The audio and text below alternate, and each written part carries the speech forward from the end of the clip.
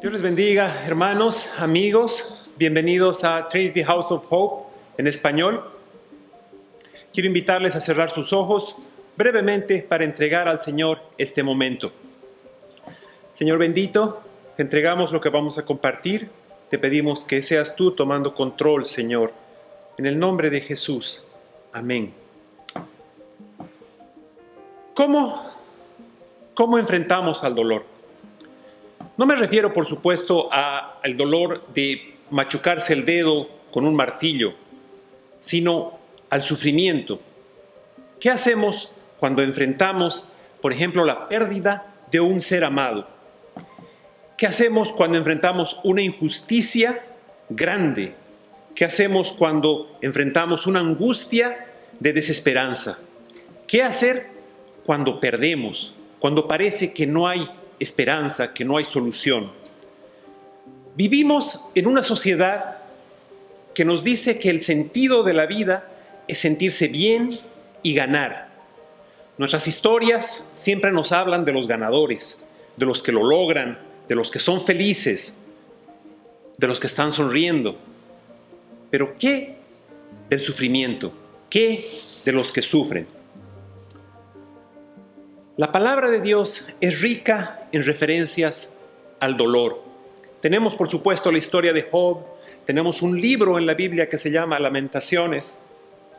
Dios mismo es amor. Y en 1 Corintios aprendemos que el amor es sufrido. Entonces, cuando Dios nos manda a amar, parece que también, en parte, nos da una invitación a sufrir. Jesús mismo nos enseñó que son bienaventurados los que lloran, porque ellos serán consolados. Pero también en Isaías 53, Dios nos promete librarnos del dolor, no solo de las enfermedades, sino también del dolor. Hoy voy a compartirles una reflexión que nos va a llevar desde la crucifixión del Señor Jesús hasta uno de los salmos mesiánicos para hablar sobre nuestro dolor y sobre cómo Dios responde ante él. Vamos a empezar con una de las frases más impresionantes de Jesús que aparece en solo 2 de los 4 evangelios.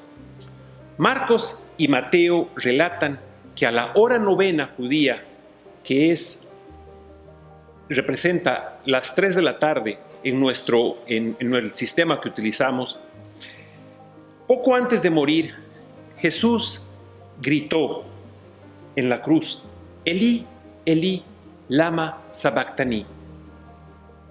Los evangelios escritos en griego mantienen originalmente esta frase, que es una mezcla de hebreo y arameo, que significa: Dios mío, ¿por qué me has abandonado?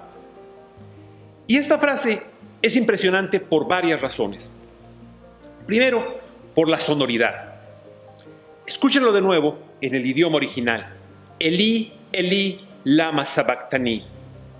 Es poesía. La repetición de sonidos, de sílabas, tiene un efecto especial, un efecto sonoro especial. Ahora, imaginen que viene de un lugar alto, como de una cruz, en un momento de gran tensión. Recuerden que Jesús era un hombre joven, en el mejor de sus momentos, que estaba siendo torturado hasta la muerte.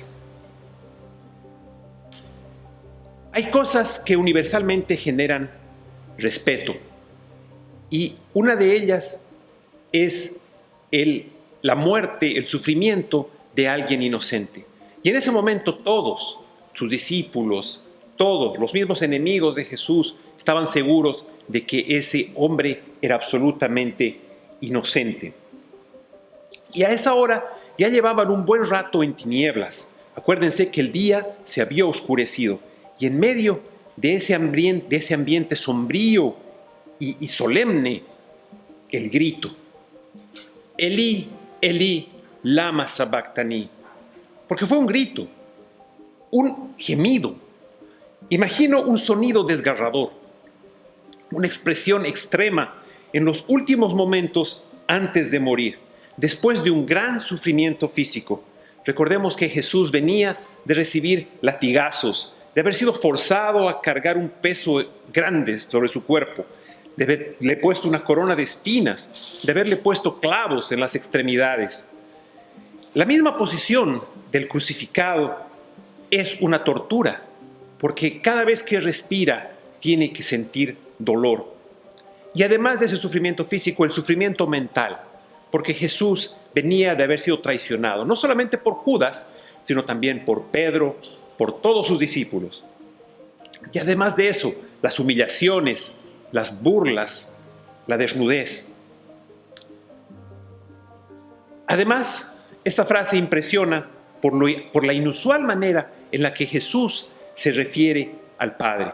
En un tono que parece más formal y distante, le llama Dios mío en lugar de Abba, que significa papito, que es la forma en la que usualmente se dirigía Jesús al Padre.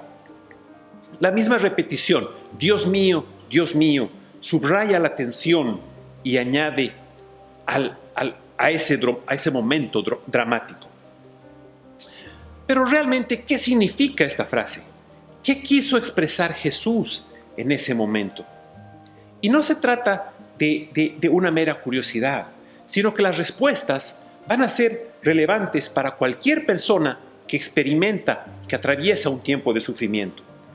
Y son especialmente apropiadas en este último año, donde muchos de nosotros hemos sufrido de diferentes maneras. Hemos perdido personas amadas que han fallecido, hemos tenido dificultades de salud, problemas económicos, hemos tenido miedo, incertidumbre, nos hemos sentido solos, vulnerables.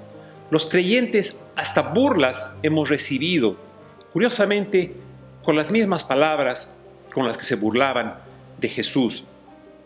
Nos decían, si lo que dices es verdad, ¿por qué no te salvas? ¿Por qué no salvas a los que sufren? Vamos a ver brevemente algunas de las interpretaciones sobre esta frase. La primera interpretación es de este significado de la frase Elí, Elí, lama sabactani, es que el Padre abandonó realmente a Jesús. Pero examinemos esto. ¿Podría suceder realmente? Desde el punto de vista de la Trinidad, ¿podría abandonar el Padre al Hijo? ¿O desde la omnipresencia que es característica de Dios, hay algo que Él podría abandonar? Pero más allá de eso, ¿abandonaría Dios al Hijo cuando más lo necesitaba? Parece improbable en base a lo que establece la misma palabra de Dios. El Señor declara en Josué 1:5, así como estuve con Moisés, estaré contigo. Nunca te dejaré ni abandonaré. En Hebreos 13:5 dice algo parecido, nunca te dejaré ni te desampararé.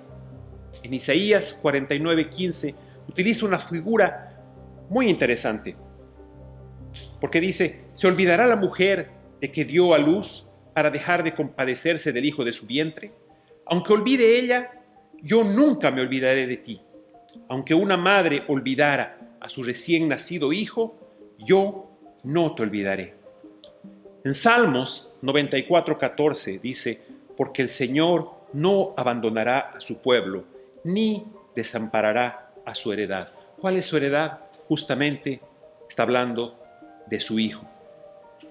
En Oseas 11 dice, ¿cómo podré abandonarte, Efraín? ¿Podré entregarte, Israel? ¿Cómo podré yo hacerte como a Adma?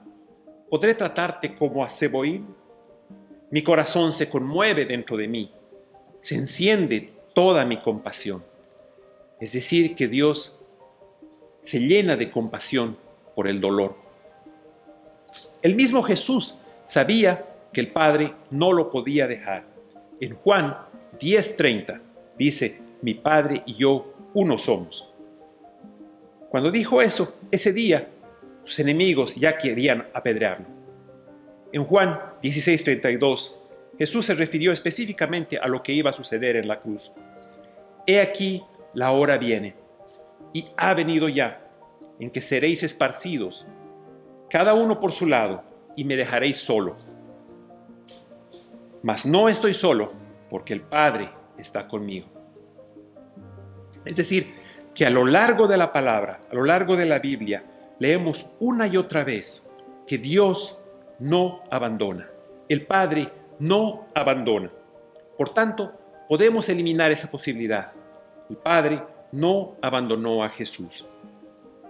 Una segunda interpretación es que el Padre momentáneamente apartó de Jesús vista el momento en que Él cargaba sobre sí los pecados del mundo.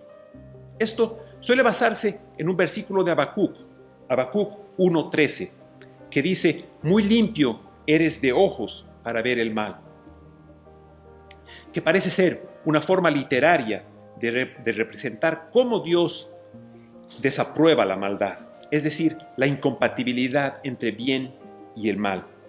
Pero de nuevo, la naturaleza de Dios es conocerlo todo, es verlo todo.